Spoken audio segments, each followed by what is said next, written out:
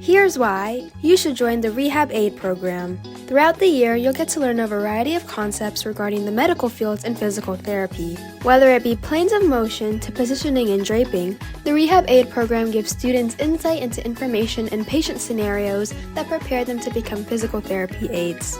A very important unit you'll go over the program is vital signs, how to take them and why they are important in the PT field. The 4 internationally recognized vital signs are heart rate, temperature, blood pressure, and respiration rate. You record vitals using palpation, a thermometer, a blood pressure gauge, and by counting how many times the chest rises in a minute. These vitals are important to keep note of in the PT field, as abnormalities in your vitals can signal things like heart attack, stroke, and cardiac arrest. Your vitals can also help your physical therapist identify the best exercises you should be doing and their intensity. This sounds like some crazy interesting information, right? Well, by joining the program, you get to not only learn about vitals, but so much more. So grab a friend and apply to join the Rehab Aid program today. One unit you'll go over in the program is infection control. You'll learn what infection is and proper infection control procedures. You'll learn how to don PPE, and you'll also learn how to doff PPE.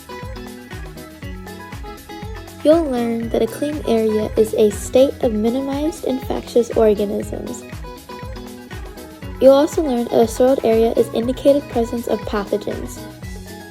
You'll learn what a clean area is and what a sterile area is, contact, droplet, and airborne transmission. You'll learn about proper hand hygiene. First, remove all jewelry, wet your hands, and scrub your hands for 20 seconds to a minute.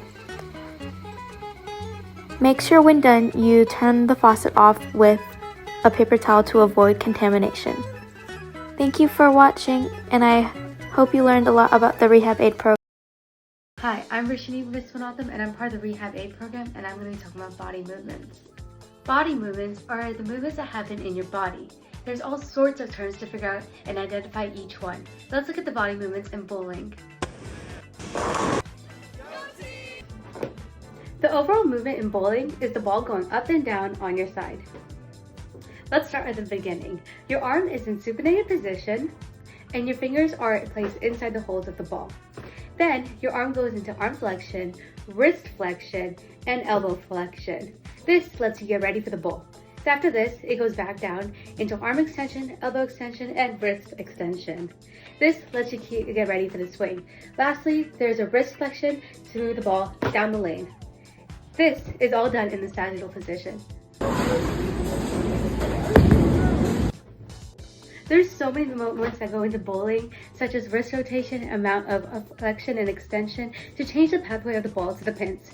There's so many movements that occur in different planes, which allow people to do different activities. To learn this and more, join the Rehab Aid program.